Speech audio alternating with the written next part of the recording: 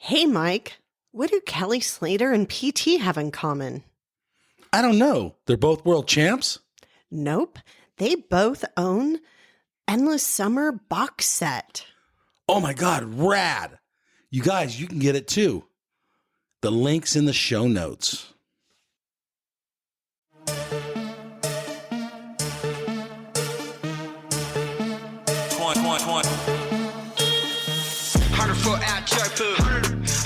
On a slippery, big guns like my food. Trap jumping like a kangaroo. Hey everybody, welcome to the QuiverCast, where we chat with surfers from all around the world, from all walks of life, and we get their story. Find us at www.thequivercast.com. I am Mike, your host. Let's get into the show. Hello everyone. I'm super stoked. Got a surfer, a surf shop owner coming on the QuiverCast today. So this is Mike here with the QuiverCast, and we have Jordan Schwartz here of Ohana Surf Shop is it Stewart, Florida? Stewart, Florida. Yes, sir. Thanks for joining us, Jordan. Blessed to be here. So my first question is, what's the ancestry of your last name, Schwartz? Do you know? You know what? I know it's a Jewish background. Okay. It's a German name, and my family came in through New York many generations ago. The Statue of Liberty, that whole thing. But then my mom's side of the family is all straight from Italy and Italian, so we were Fogno and Schwartz. So we didn't have, I was the only Schwartz that never got a bar mitzvah, which I'm still mad about. And then I was also the only Schwartz in a Baptist preschool, so it's interesting upbringing that way. But yeah, that's about the history of it. We were too poor to have real history. Yeah, well, it's an American history, actually, like the collaboration of different backgrounds meet in America. I love your last name. And somehow they all... Yeah, thank you. Somehow they all ended up in Florida. Very strong. Yeah, thank you. Thank you. On. All right. So, Jordan, let's actually talk a little bit about your surf shop first, and then we'll talk about you. Cool. Tell us about Ohana Surf Shop. How long has it been around? We're family owned and operated. We've been around 16 years. We just celebrated our 16-year anniversary. We started it. My kids were young. They were 4 and 6, and I had a great job at the time. But I knew with this job I was going to be missing a lot of them growing up, and I did not want that to happen. We were either going to move to Costa Rica, which half of our group, a couple of our good friends did. We were all doing it together. Or the other option was to do this, and my wife, I really had to talk her into letting me try to live this dream, and it's been a blessing. We've been really, really lucky to own it and to be our own bosses. We've been very lucky. Wow. Actually, okay, so there's some questions there. Yeah. First off, why Costa Rica? Was it all about keeping the surf lifestyle, or was it just keeping the family lifestyle? The surf lifestyle, the surf and the family lifestyle. For us, we always, being from Florida, the Costa Rica trip is, a jump. It's right there. So everybody in Florida, their first trip is Costa Rica, and we just absolutely fell in love with it. Fell in love with the people, the culture, everything about it. Obviously, the waves are great. So for us, it was kind of be like an adventure as the family. Okay. We had another family with young kids our same age that we're still best friends. They did end up moving, and they're still there. Wow. And we did the shop because my wife didn't want to bring the kids away from the grandparents. So we stayed here, and it's actually worked out for both, really. Rad. So you don't regret not moving to Costa Rica, because that would have been cool. There was, obviously it took 12 years to be an overnight success. You know what I'm saying? Yes. Like we were broke for a long time, and there'd be times my wife and I would sit on the edge of the bed crying. We don't have money to pay bills. How are we going to do this with the shop? So there was times at the beginning that I really wish, that I really had resentment for not going to Costa and living the lifestyle, because we'd still go and visit every year, and we'd go see my friend and his family and how they were living. And we never wanted to leave. Yeah. And you'd come back to the States and there's traffic and there's, Yes. this, that, everything else. So when you get back, you're even more angst, and then you're going to work, and my buddy Brian Sylvester, he's an artist. He lives out there. He's out there raking some leaves up and surfing and doing some art, and I'm sitting there, bumper to bumper traffic, doing that stuff. So, but now it's, the way my kids have grown up now, they're 22 and 20. They've just turned into just such great humans, and they've really been raised by this whole community of Martin County where we live, Hutchinson Island. Really, I look back at it now, and I never missed a thing. Yeah. Not a wrestling practice, not a course practice, nothing. So, and the way that they turn into adults, I feel very blessed that we were here, had the people around us that we needed that would help us raise them correctly. And so it's really been a blessing. And some of the blessings, some of the things that maybe you think you're going to regret in your life turn out to be a blessing. Yeah. Yeah. Cool. All right. Well, let's talk about you, Jordan. How did you start surfing?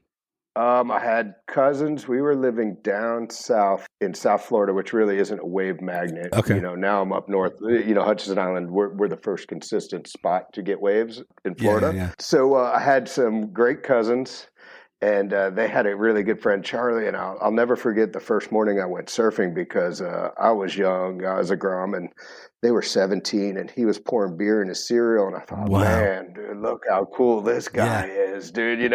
So we went up to Fort Pierce, which is about a 2-hour drive, hanging out with cool, in my opinion, the coolest teenagers at the time, and went out at Fort Pierce. It was monster. It was giant.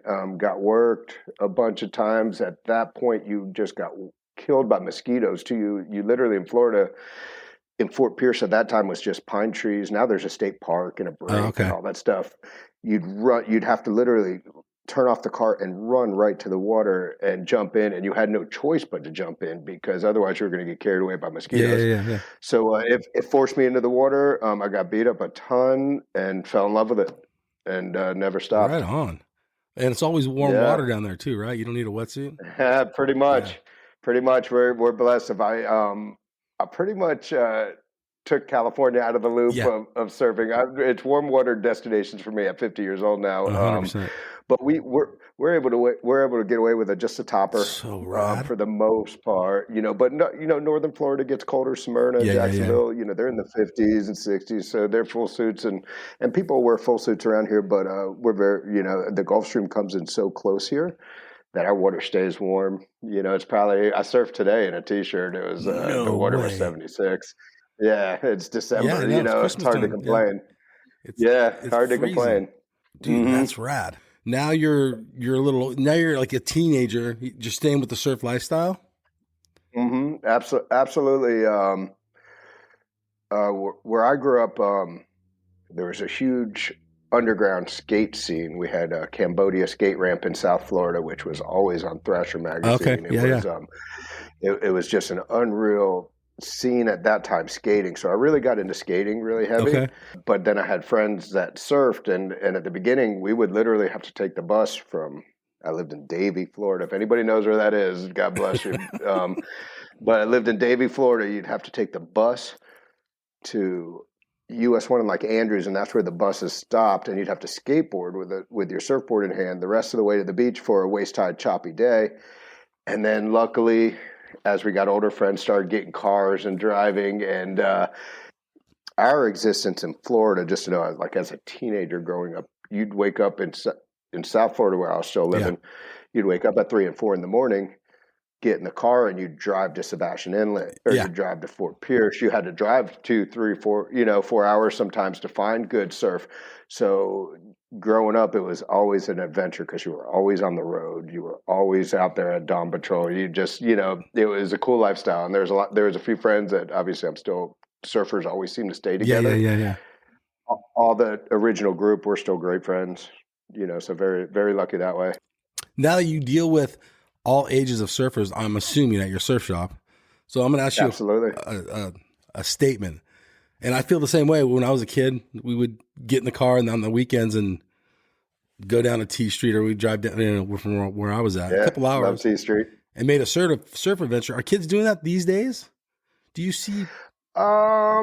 You see it, especially like summertime where we're at gets flat. Okay. We have our days, but for the most part, it's always smaller, need a thigh high, whatever. But there's a spot. People are gonna kill me if you're listening in Florida. New Smyrna Beach always has waves in the summertime, and it really is the wave magnet of the summer. And you can see how many pros and how many great surfers came out of New Smyrna because there is waves so often there. So they'll take trips from Stewart, from Hutchinson Island, where we live, Yep. up to Smyrna during the summertime because that's where the waves are, and that's a good probably 3 hour All trip. right. To get up there. So there are still Groms doing that, Cool. and I love seeing it. Obviously if I lived in South Florida still, you'd see probably a lot more of the Groms driving. We are lucky that we are the first like kind of place with waves in Florida as you head from south to north. A lot of times we're lucky enough to stay close, but yeah, I see kids doing it. Absolutely. That's rad. And they're stopping by your shop and checking out. Absolutely. We're very lucky. We're on the beach, or we're across the street from the beach. Cool. On Hutchinson Island. And we're in the middle of, we're at the best break basically. Okay. But we're right at the beginning of the stretch of Hutchinson Island. So everybody has to come on the island, hit every break that we have. So that you have to pass us. Right on. Yeah. So you're selling wax. You're selling, you have all the beach essentials? Well, for us, we always wanted to focus on surfboards. Okay. So in our little shop, I mean, we have 150 surfboards at least, That's so cool. And then another 35 vintage boards on the ceiling or stuff like that. So we always wanted to focus on that. It was 16 years ago, and we wanted to really do it different. We wanted to, we were over the Quicksilver. First of all, I grew up with some of, my buddy Todd Klein. He was with Quicksilver forever. Yes. I loved Quicksilver. He used to get packages to his house. We used to go through all the packages, steal all this stuff. So I loved Quicksilver. He was still working for me. He was Kelly's manager, all this stuff. So when we opened, I called him up and said, "Hey man, let's get Quicksilver in here." Of course. Thinking that was just the brand, that I grew up with. And then they said, "No, you can't do it. You're not." We were too new. What? And then that really got me thinking, yeah, dude, they wouldn't open us. And there was no other, the next shop was like 5 miles away, so it wouldn't have been no problem, we would have sold the shit out of it. So what it did is it made us focus on ourselves, because that really opened my eyes. I said, well, if they're going to do that, and I have a good friend that's pretty high up and has people to talk to in Quicksilver, and we couldn't get Quicksilver, I'm not going to waste my time begging Billabong. So rad. Good.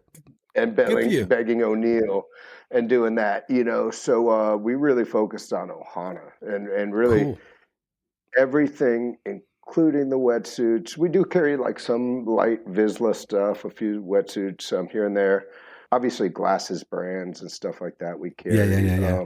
But everything else we make ourselves. Our board shorts, our T-shirts, our literally everything. And our fins. I mean, we went to the best factories and we wanted, basically everything our own way. And nobody was really doing that at the time. And now I'm starting to see people and shops start to realize that, you can get your Billabong at Bell's or Target. I don't know what you have in California, but I know there's clearance outlets, where, and I think those companies really turn their back on the surf community. And if you look at it now, from when we were growing up, we're similar ages. Yeah. I'm way younger. Obviously, I'm the whole 2 years younger, so I'm way younger. At the same point, these kids were getting huge packages, incentives to travel, and they were really helping the surf community out. And nowadays, they have one guy on their team. It'll be John for Hurley, and then there won't be another person getting anything to help them grow, help them explore the sport. So I think the companies really bent over to their stockholders or the people that they 100%. do owe money to. And I think it really hurt the surf industry. And then by selling out in some ways, not saying that. I know all these companies were started by surfers and they're all good. They started off, I think is the key word. They started off in a certain way, and then it went really corporate, by selling it at their own outlets and by selling it at these discount stores.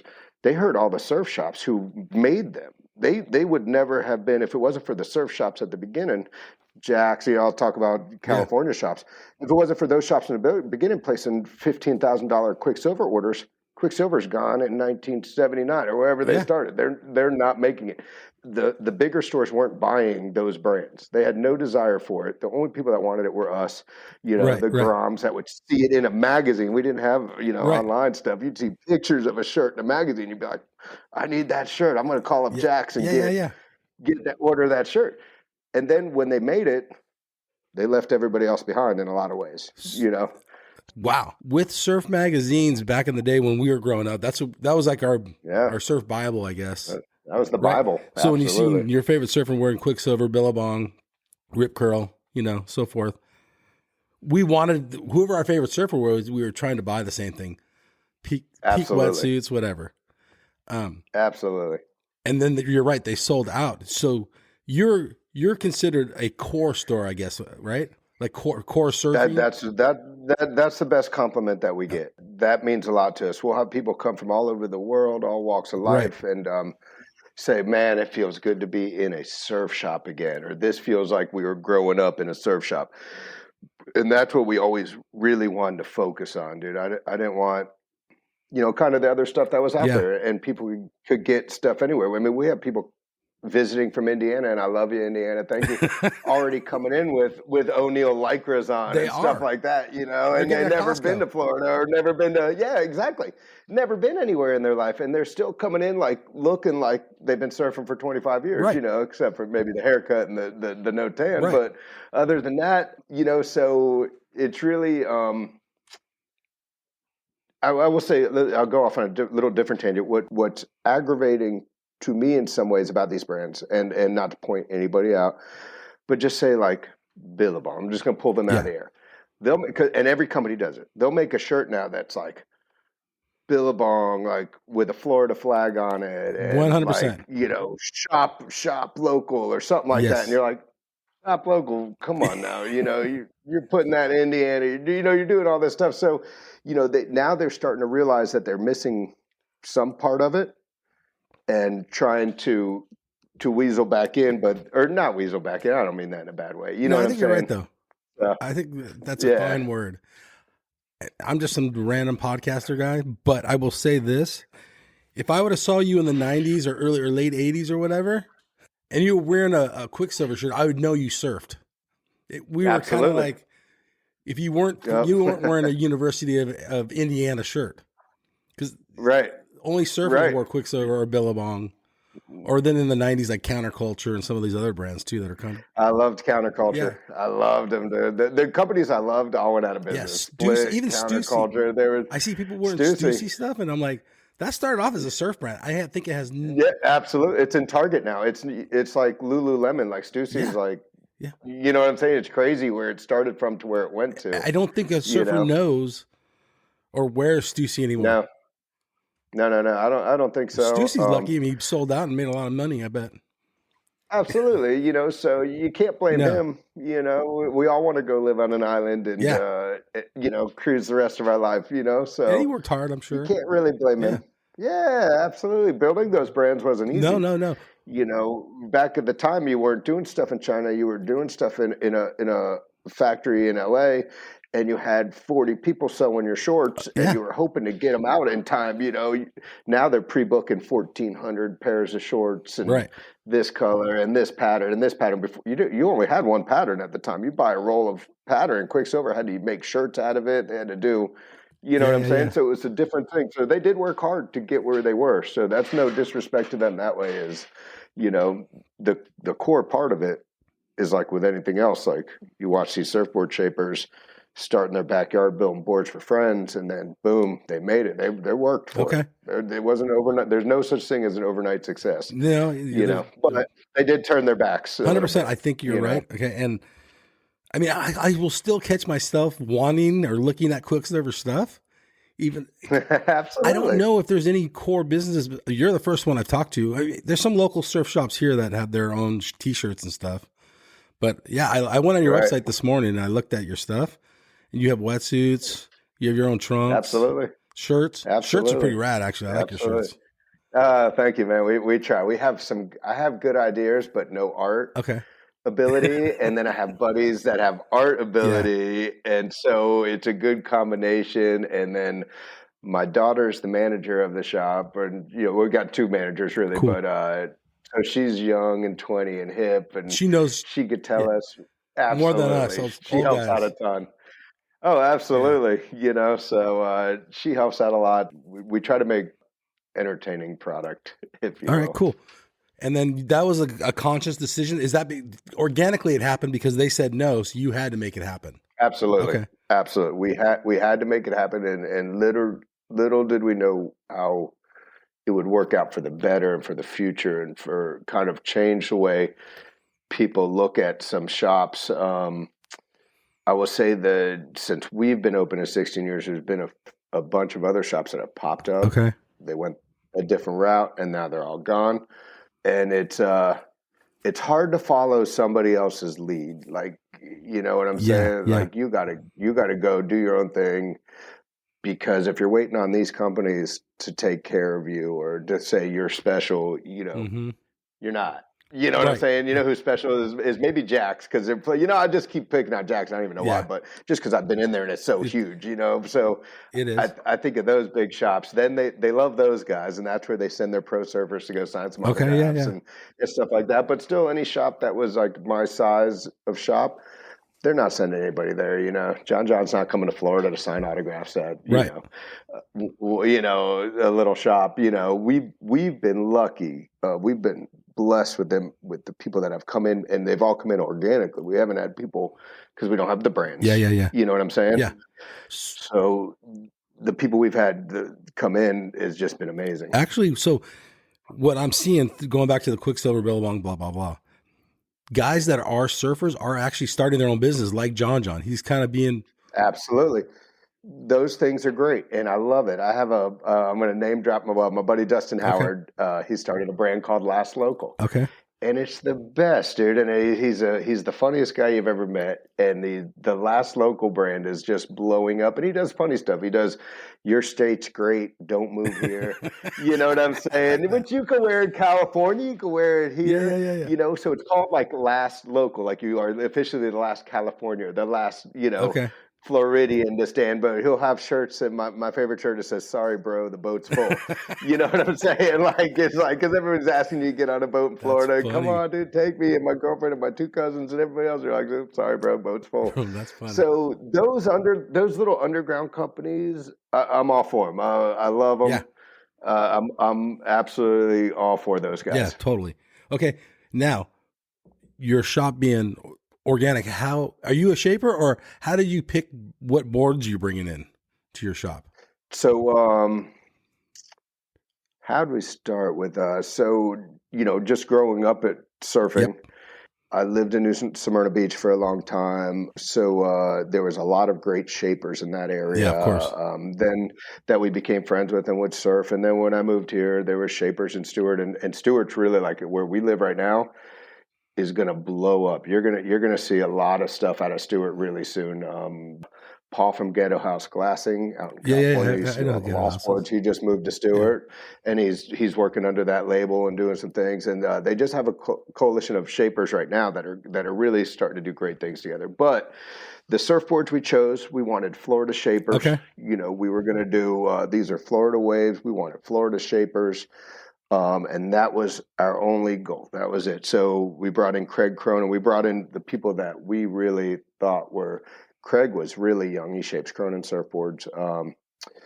We brought in Drew Beggett from Inspired Surfboards. Tom Nielsen, who was an original part of Quiet Flight. Oh, really? Wow. And then on his own. I'm trying to think. And then we wanted a little splash of California. So we really focused on Florida boards. We weren't doing any pop outs at the time. Steve Boysen was super popular, so we had some Steve Boysens in.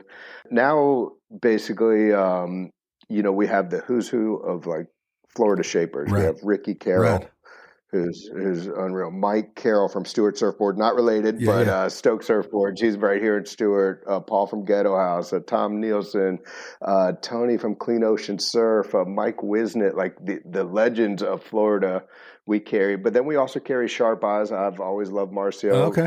I grew up riding Matt Kegley boards Yeah. because of Todd Klein, and then Sharp Eyes because of another buddy, because that's what the surf shop carried near me. And so I've always loved Sharp Eyes. So we do carry a good bit of Sharp Eyes. And then over time, as a shop, you realize in some parts you have to compete. So we start carrying Torque surfboards, which are pop out of they do a lot of the stuff out of the Cobra factory. But John, the owner, he's a Florida guy and he's a surfer, ripper, rad dude. And we wanted to support him and then also have a good product that was affordable for people getting into the sport and growing the sport for our area.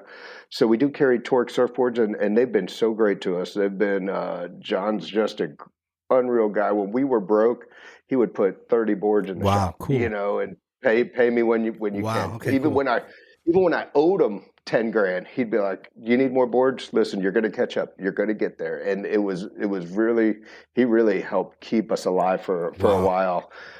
So we do carry Torques from overseas, but otherwise we try to focus really on Florida shapers, and then we love Sharp Eyes. We were getting Stewart's and Bings for a while too, but the shipping's just insane the last 2 years. So we kind of stopped shipping, because we were just doing longboards with those guys, and there's so many great Florida shapers that we didn't have to go there for the longboards. Now, Sharp Eye, what they're doing with their pro team and how great, you know what I'm saying? You look at Philippe, you look at Patty, Kanoa, I mean, Yago, I mean, I don't know if Yago's with him anymore. I know he was, but I think Miguel Pupo was with him, but they just built such a great program over there, and their boards are awesome. So we do love Marcio. Right on. Okay, so a little bit of California love. Yeah, well, I mean, that's cool that you're keeping it local. So talk about your shop a little bit more. Can someone go in there and order like a local board, one of the local shapers, to have them a custom shape, or do you only go off the racks? No, all custom shapes off the racks. We normally have a ton of boards on the racks that people can find, but I love doing customs for people. I love getting the shapers involved, and that makes especially the older surfers we're kind of used to it, and then some of us will just always get the board from the same shaper. You know what you're getting, and you have this relationship. But especially for the newer guys that are really starting to step up, and girls, I don't mean newer guys, but when they get to talk to their shaper and say, "Hey, this is what I'm thinking," and then the shaper can tell them, "No, you know what? Make that tail a little bit wider. It's going to be for the wave you're riding. You're not riding a barrel. So let's do this, let's do that." And then when they get the perfect board and it's their own, dude, it says their name on it. They're hooked for life, at that point, 100%. For most of them, so it's really a good feeling. And most of the, some of the shapers went into it because they're hermits and they didn't want to do anything in the real world except sit in a garage and make boards. But now they realize, to talk to a few customers, to be able to, to identify with them. And then people have a shaper. You know what I'm saying? You feel like you're on a team. If you got 2 boards from a shaper in a year, you're on a team now. Dude, I only ride Cronin's, or I only ride Stewart's. You whether that the shaper or not, or just from the phone call, it feels special. So we love doing customs. Right on. So this has turned into a state of surfing podcast. What are people riding now, and has it changed since COVID? Absolutely. Equipment wise, what are they riding? We're selling a lot of mid lengths. I love the mid-length that's now. kind of that. You know what? I ride a 9.2 Clean Ocean Surf, and I ride my shortboard's always a Cronin. Okay. And for the last 5 or 6 years, I've been hooked. I'm just turned 50, so I've been hooked on longboarding. Okay. And I only shortboard if it gets bigger. And in Florida, bigger means shoulder high. Whatever. But so otherwise, I'd be longboarding so much that I've been telling myself I need a mid length right now because there's so many beautiful ones coming through the shop. We went through a little glider phase where people were getting those 12-foot, another puppy coming up to say hi. Gliders. That's Andy. She's one of our beautiful shop models. There she is. But We mid-lengths are popular, really popular, and they're functional in Florida. They work so great around here. We still sell a lot of longboards. Really, it's all over the board from twin turbos from like Sharp Eyes, like little skinny performance twins, to big wider fish twins. In Florida, it really lends itself to everything. And then we have hurricane surf, so we have step ups. We have obviously we're in such a great spot to travel all over the world, to go to Puerto Rico, go to Central America, fly everywhere and get waves, go to the Outer Banks and get waves. So we do have a lot of step up boards too that we'll sell for the people that are traveling or need a board for 4 or 5 times a year in Florida. So it's really all over the board, but wider, fuller boards from 5'10" up is what really works in Florida right now. Okay. So we're going to kind of jump all over the place, but one thing is you do a surf report every morning. Absolutely. Okay. All eyes, no lies, surf report. I love that. Dude, if we always want to keep people informed of what's going on, real report. I like it. Absolutely. Let them see the waves. Let us see it from the beach. I grew up with Surfline, so it was one of my really good friends was a Surfline forecaster. So he'd have to go to a payphone before we would go surf and be like, this is Steve Marks with your South Florida surf update for the beaches from Fort Pierce South. And he'd have to do the whole report. It would take him 30 minutes, dude. By the time he'd do all this stuff. Now it's so nice with technology. You do a video, you're there. You're, like I said, all eyes, no lies, which I stole from my buddy down in South Florida when he opened up his shop, Liquid Addiction. Okay. So he used to do an all eyes, no lies while we were teenagers. And so it's super important. We get a lot of people. Our Instagram's very popular. Yeah. We just had a viral video with all these sharks that was all over the country and all over the world. So I think, and we get a lot of people daily that'll come in and compliment the surfboard. Like, hey man, thanks for doing the surfboard. Thank you. So I don't want to give out all my secrets. So there's still a few more shops in our area, but that definitely helps, and it gets people into it. And for me, I can tell my wife, I got to go to the beach. Yeah. I got to do a surfboard. It's got to be done early, babe. I know we don't open till 10, but I got to get to the beach and show the people what it's like, and then it gives you just a little bit more surfing time. And I love the morning surf is my favorite, honestly. It's the same group of guys out there. It's the coffee crew. It's what I'm saying. Yeah. And so normally in Florida, you don't have the winds in the morning. That was my next question. Yeah, it's always a little bit better. Okay. Are the waves better in the morning than usually? Just like most places in the world. Kind of. Hawaii can change, but absolutely, it's always cleaner in the morning. Yeah, so morning surf's always better. Generally less winds. We get a lot of we're actually on Hutchinson Island, which is an island that stretches for about 50 miles. There's a South Hutchinson, North Hutchinson. So obviously, like any island, you start to get those. We don't call them trade winds here, but in any other island, they'd be trade winds. So in the afternoon, the wind's going to come on. It's probably going to die again in the evening. Yeah. Morning and evening surf. Also the sharkiest for Florida. We are the shark attack capital of the world. So it is always the sharkiest times, but it's always the best times. Okay. So when you show your surf report, it doesn't look like a lot of people are out a lot of times. You guys are scoring. That's because I'm generally pretty early. We have the dogs are going to wrestle right here. But we have one localized surf break. It's the one local break. Okay. Right. And it's a reef break, and it's a very famous reef break. But then otherwise, on South Hutchinson Island, we have 25 miles of different breaks. They're all free to pull into. There's no paid parking, no nothing. And we have reef breaks on either end of the island. And then towards the middle turns to sandbars. From the best break, which I won't mention, all the way around, you have 35, 40 places to pull in, and any day that sandbar could be good and could be fun. It's never crowded. You're generally always surfing with your friends because you'll call them up and say, hey, where you at? Oh, I'm at Tiger Shores today. It's firing. Yeah. And it's your 10 friends that'll go meet you at Tiger Shores because we know that spot. But in Florida, especially, we just had a bunch of hurricanes come through. We had Hurricane Nicole come through, and that shifted every sandbar. Changed. So it's always a quest on this little island. Like, okay, this was the best for 6 months. Now that those hurricanes came in, now our old school ones, Tiger Shores, Virginias, whatever, are now breaking better.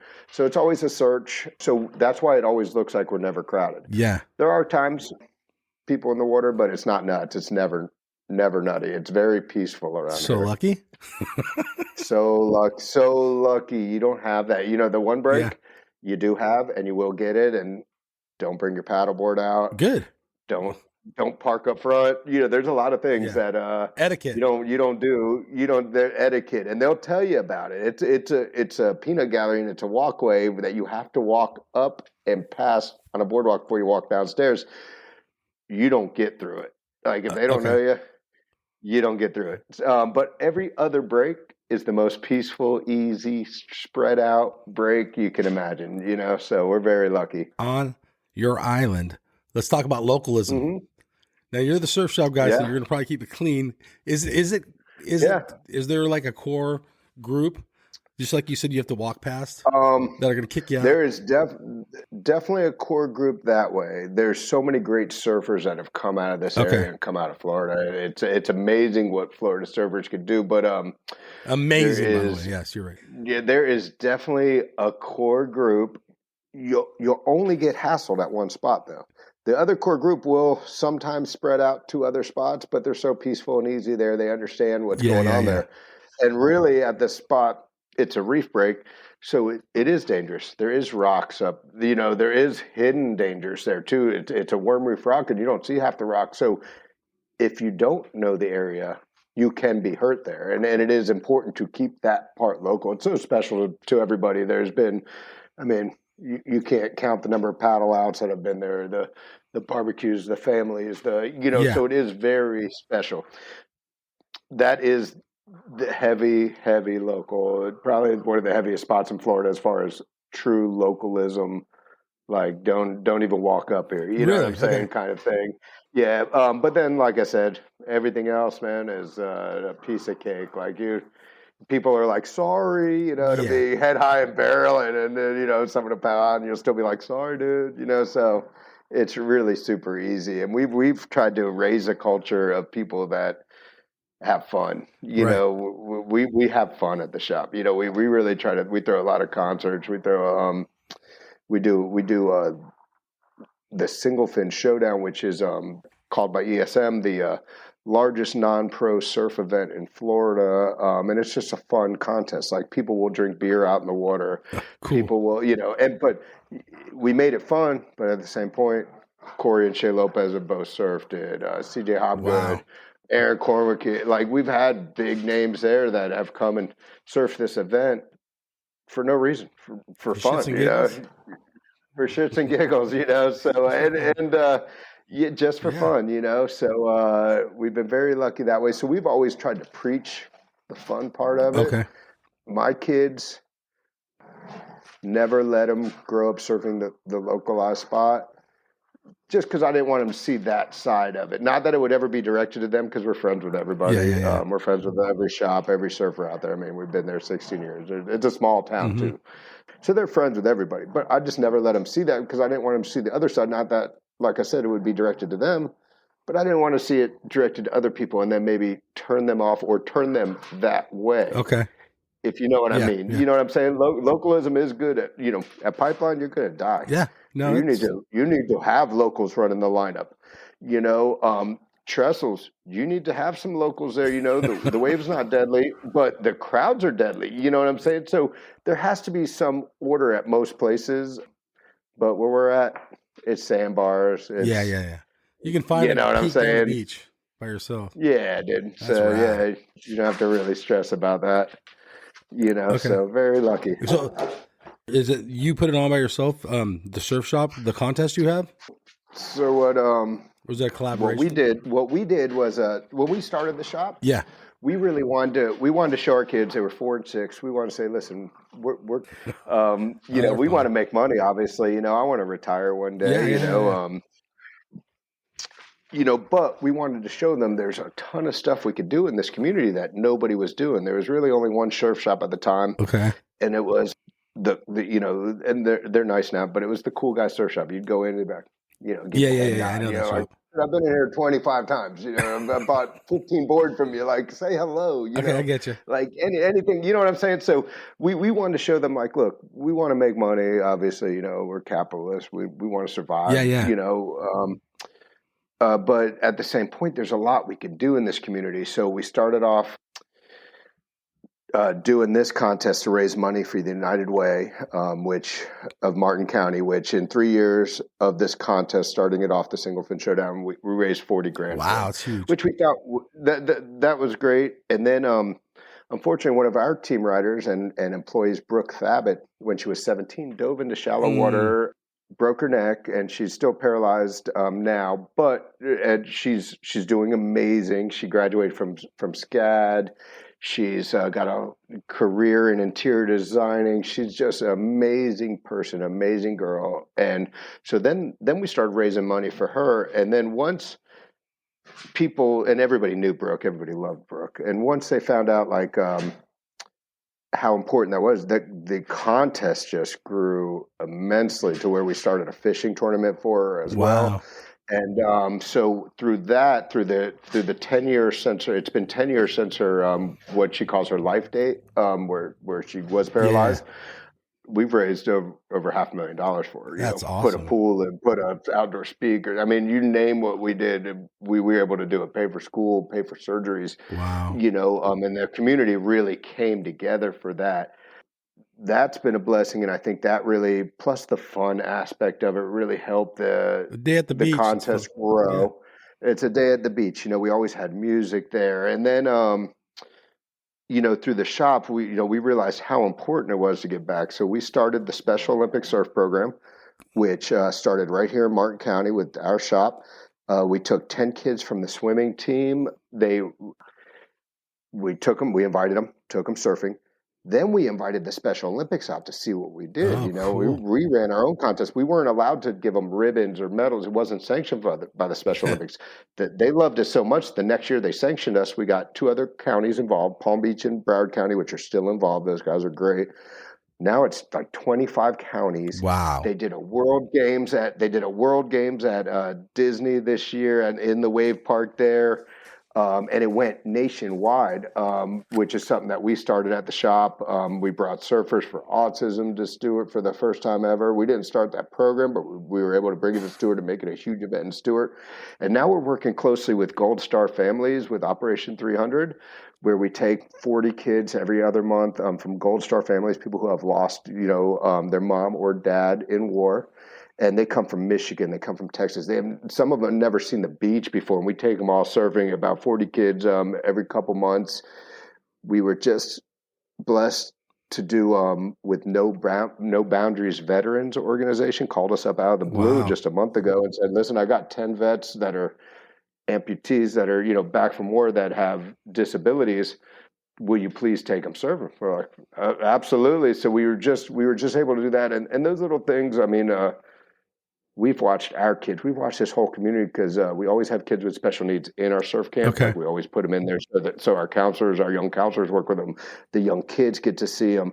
We have, in the 16 years we've been open, I can tell you, I mean, every kid basically in the shop grew up great, but how many physical therapists there are, how many kids that went to school to work with disabled kids, like just grew that community, And I think that's been one of the main ways we've been able to survive is by giving back, by doing these things and spending our time being able to do that. So we've been blessed. And then, the one thing I'll say, whenever you're invited or able to do something for somebody else, a lot of times, we're tired from work, dude. We're 50 years old, dude. You're tired, dude. You want to go home and just go to bed, or you don't want to wake up at 6 to get to the beach to do this, You just want to relax, but then you do it and you feel so much better. So what I'd tell to anybody who's got depression or got anything is go volunteer. Yeah. As hard as it is to get up and get moving to do it, when you're done, your heart's full. Did you help people? That's good words. You made a difference in people's lives. You know what I'm saying? So it's tough at first, and there's so many days I'm like, man, dude, how am I going to get up at 7 in the morning, bring 40 boards to the beach? This is nuts. And then you do it, you're like, dude, why would I do anything else today? Yeah. I mean, So yeah, so the shop's been a blessing for this little community. That way, we've been able to help out a lot of people, Cool. And we're not planning on stopping. We don't. Our daughter loves it, or can't slow down. Yeah. Who surfs in your family? Does everybody? Or Everybody. Everyone surfs. Yeah, everybody. My wife surfs. She grew up in a surfing family. Her mom and dad were sponsored by Sunset Surfboards. Really? They were like some of the first East Coast surfers to ride for Sunset, which was really cool. But she likes it waist high or below. She's not going crazy. My daughter's an unreal graceful longboarder. Always been on a longboard. Awesome. She'll surf. For her, all she knows is a longboard, so it'll be 6 foot. And I'm like, my heart's thumping, a little bit. I'm like, you'll be all right. She don't care. It's a longboard. And then my son, both shortboard, longboard, all around kind of guy. Great surfer. Yeah, just very lucky. They loved it, because you never know what they're going to love. You want them to love surfing. Yeah, 100%. So we offered them surfing, and they really took to it. They did. I love fishing. They never took to fishing. Neither one of them. I've tried my hardest. They could care less about fishing. But surfing, they both really took to. So, and they both love it. They weren't, necessarily great when they were competing. They were winning stuff and having fun and stuff. But really, it turned into just a lifestyle now, and that's what they do. Actually, that's a good thing to talk about it. Surfing. Well, let me ask you this: is surfing to you a sport, or is it a lifestyle, or is it both? Let me brag for a minute. Okay. And I finished number 1 on Fantasy Surfer in the women's about 5 years ago. Number 1 in the world. Listen, Surfer Magazine, Corey Lopez went for me to Surfer Magazine to say Jordan didn't get anything. They never sent me a declined bag. The winner of the men's goes to Hawaii. I remember that. Goes to all this stuff, right? I finished number 1. Corey went to bat for me, everybody. Went to editor. Nothing, not a thing, but finished number 1. So it is a sport that way, and I love watching the sport. I love the tour. I don't love. I love Kelly's Park. I don't love Kelly's Park on tour. Personally, I like a changing wave. I think Kelly's Park gets boring on tour. I think it's every guy can surf it. Every girl can surf it. They all rip it. They all do 3 turns, get barreled, then do their big air, then get barreled. It's boring to me. I'd rather see, even if it's small Hawaii or small, somewhere else, I'd rather see somewhere waves always changing and the surfer some surfers are outside, some are inside. So there's some things about the WSL that I don't like that they changed. They took Todd Klein, I'll mention his name again. Took him off. He's not announcing anymore. So he was always entertaining and fun. But I do like it as a sport, and we have a fantasy surf club at the shop that we do every year. Okay. And I love it. But really, it's a lifestyle more than anything. I tell these kids that are doing all these local contests and stuff, that's great. Enjoy it though, because most likely you're going to need a job. You know what I'm saying? So enjoy it for what it is. Be a good sportsman, win or lose, because surfing's so judgmental, and so localized. You could have 3 judges from Fort Pierce that you're surfing a contest at Fort Pierce. They know their guys. Yeah. They know, even if they didn't win that heat, they know what they're capable of, so they'll let them cruise through the heat. So it's a subjective sport. You're not running down the field and getting timed and boom. Right. That's it. So that's what we'd have to try to explain to all our young guys. They'd get frustrated and they'd get mad and, I should be winning. I'm like, look, dude, it's the eye of the beholder in your sport. If you feel like you did better, dude. Take that in your heart. Take that to yourself and know for your feeling you surfed good. You felt like you won, and that's good. Yeah, sometimes the judges will see it that way. Sometimes they won't. So I try to get them more into the lifestyle aspect of it than the sport aspect of it. Right. We have a bunch of team riders, and I don't know why they want to stay with us because we have no sponsors because we do all our own stuff. So we're the only sponsor. It's not like I'm going to give you Hurley wetsuits and you're going to have this and you're going to have that. Obviously all our shapers take care of the kids, but we have such a great team and such great people surrounding us. And sometimes I sit there and wonder, I'm like, other shops give them everything. We're just not able to. We just don't have it. You know what I'm saying? I give them Ohana shorts here and there, but it's not like big boxes from big companies and this and that. We've really tried to push like, hey, you don't have to do contests. You're still on our team. You just live it, dude. Just surf. Just do it. Just surf. And then you talked about, I got to say one thing. The Kelly Wave on tour, I'm not a big fan of either. But when the longboarders did it, they looked better. If you saw that. Listen, I love that, dude. I absolutely love it. You know who else?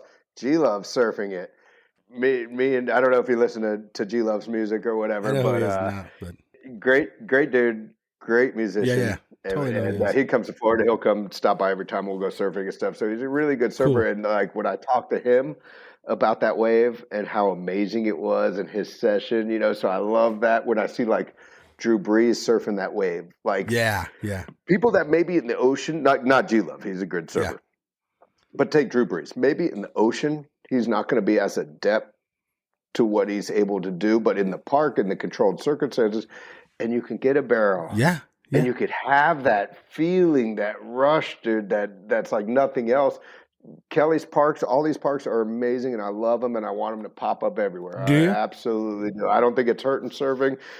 Just as a contest surfer, I don't want to see. Yeah, 100%. You know, all those guys are at the same level. Okay. You know what I'm saying? And really, the person that surfs that pool the best that doesn't get the credit is Michel Burez. Really? He has the biggest turns in that pool. If you go back and look at any of those contests that Michel was still in, bigger turns. He wasn't the air guy that was, and that 360 air gets old over and over again. Italo could do it in his sleep. Philippe could do it. Every one of them. Kelly's got a great 360. Everybody. Michel Burez's turns in the pool were the best thing ever. Take a look at some of those old contests and see what really scored. Okay. You know, or what should have scored maybe. So I would say the waves are great because it's going to build the sport. It's going to build stuff, and it's going to keep people maybe off the break. You don't want them on. Maybe you don't want them at T Street, but there's a park, 40 minutes inland. Okay. Hey, you know what I'm saying? Let the guys from the valley surf that, and then you guys still have T Street, or whatever it might be. You know what I'm saying? What about the have you surfed the, what is it, Typhoon Lagoon? Have you surfed that before? Absolutely. Is it a fun wave? Probably 15 times. It's fun. It's stupid wave. It's the stupidest man-made wave there ever is. It looks kind of fun. And but the best thing about it, so you're at Disney. Okay. And as you go in is either the morning or the nighttime session. We always try to do the nighttime session. Under So the lights. you get there about 6:00 and they close the park. So everybody's coming out and you got all these Asian tourists and people from Germany and people from everywhere. And you got your surfboards out there. Everybody's like, "Are you Kelly Slater? Kelly Slater?" They all think you're pros. Me and my buddies will go and like sign each other's shirt and stuff. And then people be taking pictures. I'm like, they have no clue. Yeah. They're just thinking, "Oh, look at these guys. It must be a photo shoot or this or that or whatever." So every person is so amazed that you get the park to yourself. So you get this huge Disney park to yourself. They play your music over the loudspeakers, so you can play whatever you want. And so then you have 10 friends. Say it's normally about 10 people that rent out the park, and they're all above you. So every wave, they're heckling you. They're giving you the hardest time if you miss a wave. Because you got to do the swim of shame. But it's the stupidest wave. You do 2 or 3 turns. The guys that are really good will do an air at the end, but it is so much fun. It is the worst of the man-made waves, period. Really? But it's a fun night with your friends. So you almost don't even think about it as surfing. You know what I'm saying? You think about it as a fun night for friends. Like a lot of people in Florida now, instead of going to strip clubs and stuff like that for bachelor parties, rent it out for bachelor parties now. And it's kind of like your fun time with your guys. Okay. We have a school bus, so we were able to put us 13 people on there and drive from Stewart to Orlando, which is about 2 hours, and put everybody on the school bus. So you're having fun on the way there, and then you're having fun there, and then hopefully you have a sober driver to drive you back after the pool. Can you drink beers while you're surfing? Not in beer cans. You guys, there might be a few Yeti coolers and stuff out there that no one sees, but fun. It's really cool that way. Yeah, so it is the worst man-made wave ever, but super fun. It's a fun night. Yeah, absolutely. Is there anything coming your way? Do they have any park plans? Do you know of? I know of a couple. You're hearing? So they're trying one in Tampa, which is going to be the plunger. Okay. Oh, Tampa's like on the West one? Coast. Like the Aki one. Wow. So I think that one at this point is the furthest along. Oh, okay. Then in the middle of Florida, in Lakeland, Florida, there's a group of people that I know CJ Hobgood's really good friends with, and he's really pulling for them. they're going to build a wave garden, or they're kind of past the first bunch of things. And then in our neck of the woods on Hutchinson Island, they were putting a wave garden. Really? Well, Possibly. we don't know now. Everything got approved. We worked really hard to make this happen with the county, with the developers, with the wave garden guys. Like, so I might be wrong, but I think that the first round of funding didn't get to where, it costs a lot Probably of money to build fortune. these things. You're looking at $500 or $600 million, and that's just kind of the pool and the park and the land, and that doesn't include like what you want around it. You need places for people to stay, places for people to eat, and they have to build these places where there's land, kind of in the middle of nowhere. Yeah. For the most part, so these things all have to be a part of it. So the $500 million doesn't include the whole city you're building. It includes the one thing Oh my goodness. that you got to go to, and then you got to drive home somewhere after that.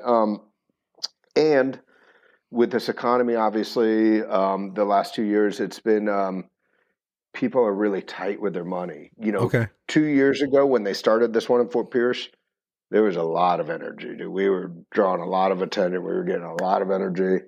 As the stock market went down and a few other things happened, the interest rates went up. Investors it's pulled hard out, maybe? Investors pulled out. It's hard to say in 2020 or 21, if you asked one of my buddies for 60 grand to be in the initial round, just say that's what it was, they probably would have been able to do it. They had some COVID money there. Florida was great for COVID, by the way, because everybody was coming. Everybody. It was wide open. We were the free state. It was wide open. There was no rules.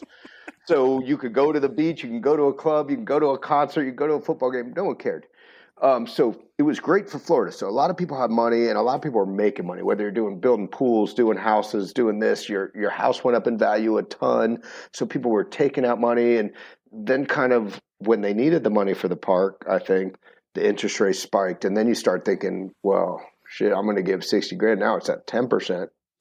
On my money. Yeah. You know what I'm saying? As opposed to 3% on your money. And I think people pulled out, people got scared. You really need some heavy duty industrial investors. And if you don't have the Kelly Slater, the Aki, the name to back it pushing it to back it up, and then to be able to go to Red Bull and be able to go to some of these lifestyle sporting brands that might be able to put in, I mean, I'm talking about they got to put in $1 million, $2 million, $3 million. You know what I'm saying? Yeah. Like it's not. And this is for something that might happen 4 years in the future. Wow. 5 years in the future. So you're talking about 10% of your, just say your investment's $2 million, not to get too much into the money part of it.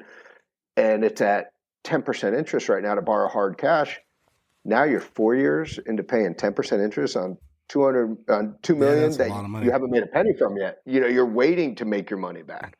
So I think that's been a challenge for a lot of these parks. I don't think it's like there's many people like Abu Dhabi that are just going to come in and just boom, here's your park. Right. So it's going to take the surf community. And once we see, obviously everything always switches, and it's always a kind of a scale or whatever. And so the stuff will go back up. The economy will go back up eventually. People will start investing in these things again. The pools are going to get cheaper. The land's not getting any cheaper. No. But the technology, the pools, not at all, dude. It's nuts how crazy it is. Wow. Are we missing anything here? Yeah, I mean, a lot of people, I would say, some of the people like that have come out of Florida that need, a lot of people. I know you're in Cali, and I've been to Cali a bunch, and I love it out there, and I love the people. But they're always like, Florida don't surf, and Florida, this and that. But if you look at what Florida has produced, and I love, right off the bat, the best surfer of all time. Absolutely, you got Kelly, big, small, whatever waves you want. CJ's won a world title. Corey and Shea are still, Lopez's are absolutely crushing it. Damien could have been a world title contender. You look at Frida Zamba, Lisa Anderson, Izzy Gomez surfing giant waves out on the. She grew up with our kids surfing contests here at waist high waves. Oh, cool. Izzy's out in Hawaii surfing paddleboarding for Jaws. Yeah. You know what I'm saying? I mean, you look at Caroline Marks right now. Oh yeah, Caroline's from there. Absolutely destroying it. Justin Quintel winning world titles on a longboard. And the list goes on. I mean, Peter Mendia, Dave Dixon, Todd Klein. You look at a lot of these surfers, and so I just want to make that last point that Florida needs a little bit of credit over here on what we produce. You know what I'm saying? So there's a great mix of up and comers. Zoe Benedetto, keep an eye out for that name. She's 16 years old and on the getting ready to be on the QS, and she's right from here in Martin County. Okay. So there's a lot of people that have come out of Florida that hopefully get that respect around the world. And, we're so proud of being from Florida. Florida's like California. You have that pride. I know you have that pride. Yeah. You look at California, there's every group of people. You got the cholos, they got their pride in California. You got the rappers, they got their pride in California. The surfers, they got their pride in California. And Florida's the same way. It's a little bit different because you got your deer hunters, they got their pride in California. The fish, in Florida, the fishermen got their pride. The surfers have their pride. So it's cool. It's a cool mix of California. I always say, you guys are pretty much exactly the same, except you guys are bottled beer drinkers. We drink beer out of a can. It's kind of how I kind of look at the two states, But I see a lot of that Cali pride, which makes me happy because people should be proud of where they're from and where they live and where they represent in a good way. And so Florida, we have a lot of pride here too, and so I love that brotherhood of. Yeah, that kind of. That's rad. That's rad. Absolutely. All right, I got a couple more questions. Hey, yes, sir. Are you the manatees by you, or are they down south a little bit? Oh, we got manatees everywhere. Really? Oh, absolutely, dude. We have a brand, dude. They're the best, dude. People used to eat them in Florida growing up. Now they're like one of the most protected species in the world. They kind of should be, actually. The Florida crackers are the slowest things in the world. You could literally go up and hug one and carry it out of the water if you want to. They're the slowest, most beautiful, most awesome creatures, but they are strong as can be. They will, kick up and go crazy. But people back in the day in Florida, they have such a big fat content that they would eat the manatees. Now they're super protected, so you see a lot of manatees. We have the best fishing in the world here, by the way. We in Hutchinson Island, we're the sailfish capital of the world and the snook capital of the world. Wow. So it's pretty amazing the different species of fish. We have more shark attacks than anywhere in the world, including Australia. Our Florida sharks, you get bit, you get stitches. You go back to normal life. Your sharks, you get bit, and it might be over. Yeah, it's pretty much over. Yeah. So you will see a manatee if you come visit. Oh, that's rad. Okay. Absolutely. What about the alligators? Yeah, you see them. I don't go in freshwater anymore. Okay. I used to grow up jumping off bridges into freshwater. We used to hydroslide and ski in freshwater. I don't go near them anymore. You'll occasionally see a saltwater crocodile or two. They're not my next question. Here, but you see those big spiders, big iguanas, little sharks. Thank goodness. But you see, Florida's wild. It is. We have. I live in a community. We live in a little place called Rocky Point. It's all different houses and all this stuff. Okay. But, we have wild turkeys that run around the neighborhood. We had a 300-pound pig in our backyard, and we're not far from U.S. Well, it's like we're not in the country. No. You know what I'm saying? My shop's on the beach. You know what I'm saying? So we're not in the country. So the shit you see in Florida, you're like, is that a tarantula? That's a fucking tarantula. I just drove up and down the street 40 times. Okay. There's a tarantula right there. So it's Florida's wild still. The people are wild, and the wildlife's something else. That's so funny. Right. Absolutely. And then one more thing, wild. You got any wild stories about any Florida? Something that happened to me at the shop, or I don't know, at the beach. Have you seen anything? You can think off of a hand. Man, you always hear these Florida men stories. Where this shit just happens. Absolutely, dude. You just caught me off guard because I know the minute I get off, you'll remember this, I'm going to be like, oh my God, this. So we've had some really fun times at the shop. I can tell you that. I'll tell you just one stupid thing is I don't know if I'll get in trouble for this or not, but we were at Surf Expo one year and we were with my buddy's band. It was a punk rock band, and we had been partying all day, and they had actually played that night, and then we went to go back into the club, and they wouldn't let us go back in without paying like $20 or something crazy. And then the bouncer was such a jerk. And this is Surf Expo. You have people from all over the country. Yeah, all over the world, really.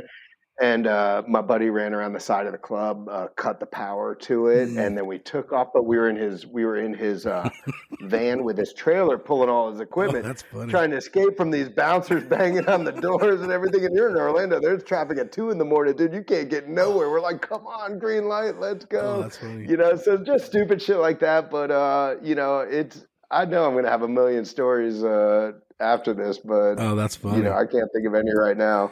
Right on. All right. Well, Jordan, dude, thank you so much for coming on the QuiverCast. It was a pleasure, dude. So I hope people weren't too bored. I'm really blessed that you would even choose me to come this interview. Was a blast. It's been amazing.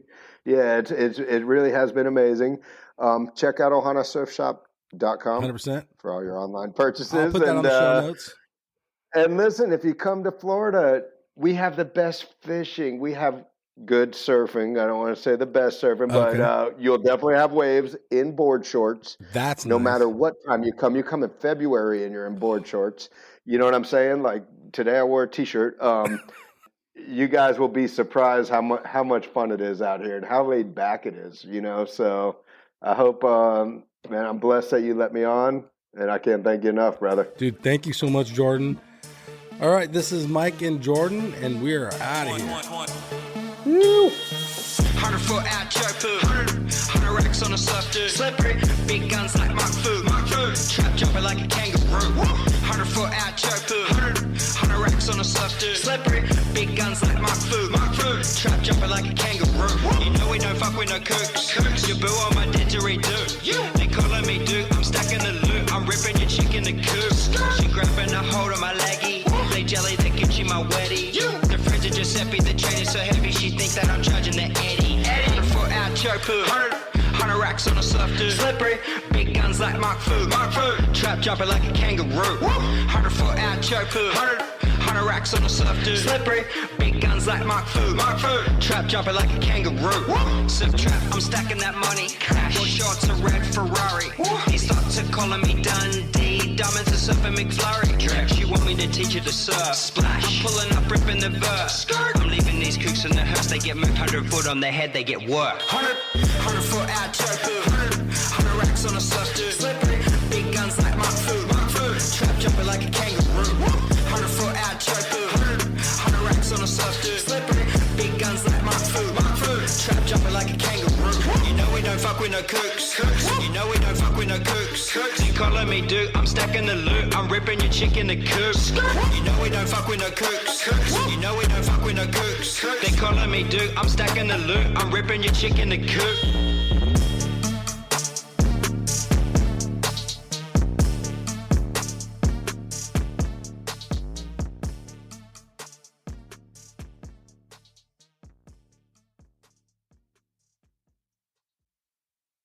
Hey, you guys, Endless Summer box set. This thing is legit. It's authentic, numbered certificate in it. It has a 5-frame film strip from the original print. You will literally own a piece of history. It has a specially minted bronze medallion. Dude, that thing's sick. Okay, there's so much more here. Go to the show notes. There's a link on there. Go check this piece of history out. This thing's rad. Seriously. Smithsonian American History Museum has it. It took 4 years of research with 3.5 in production, all hand assembled. This thing's rad. So much to this awesome box set. Remastered DVD, sharper images than the original film, but dude, this thing's so sick. Link in the show notes.